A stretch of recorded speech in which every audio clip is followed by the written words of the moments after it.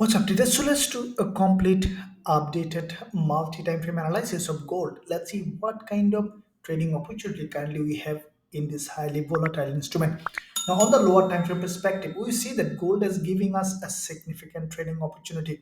Now, before we discuss what it is, let's do a complete multi-time frame analysis. Then we'll jump onto this time frame to see how we can trade gold. Now, starting with the bigger picture monthly time frame. Now, on the monthly perspective, we have seen that gold has created a very strongly bearish market. If you look at the overall picture, we see that starting from here, creating a lower high, gold has started to drop every month, created bearish candle series of lower high and lower low. Previous months, what we have seen, gold has broken out of this very important level of support zone, which if you draw this level, we can see that this level in the past acted here as resistance with this long monthly dodging. Same level acted here as support here, and also support here with this monthly opening and closing. And this month, as soon as market open, we have seen the price penetrated this level and then created a lower high with the previous monthly candle, and then we see a rejection. So what all that mean is that from this very important zone, creating a lower high means the buyers are not getting enough fuel for breaking this resistance. It is rejecting means that it is likely to continue to drop, as this is a long term bearish market. So on the higher time frame perspective, we can expect a drop.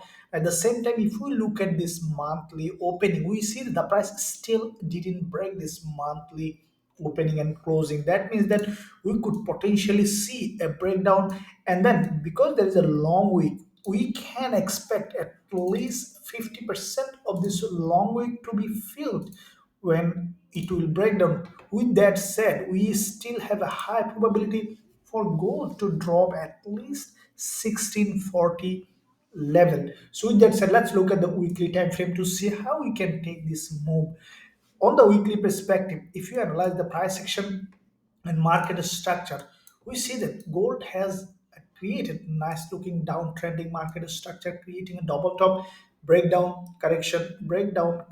Now we have seen gold has broken this very long term important level of support zone with this dodgy and bearish engulfer.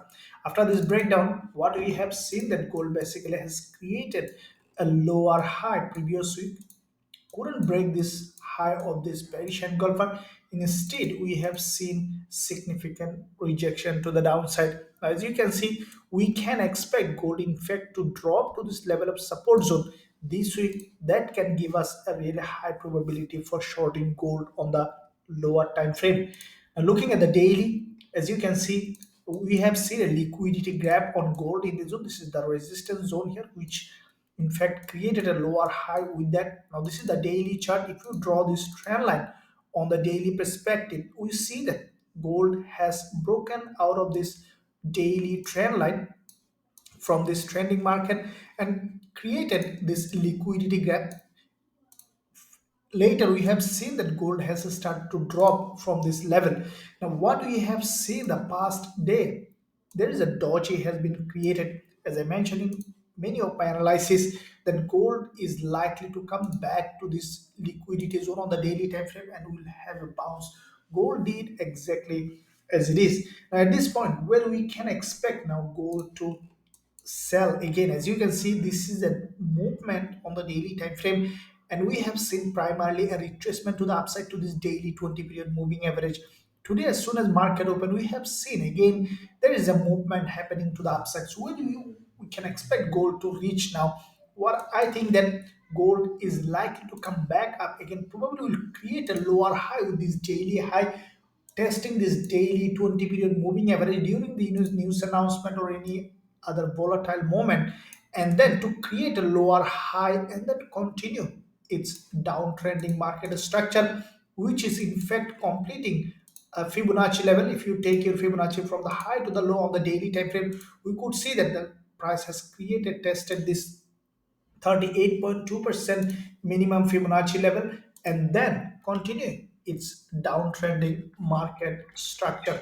So with that said, let's look at now on the intraday perspective how we can find a trading opportunity. Now, as we have we have drawn all this level, what we have seen, this is the level that we are expecting daily previous days high to be respected to create a lower high and to continue to drop. Now we have seen primarily a very strong rejection from that zone yesterday. As you have seen, this is what I mentioned in pre-yesterday's analysis. I'll link this analysis below this video.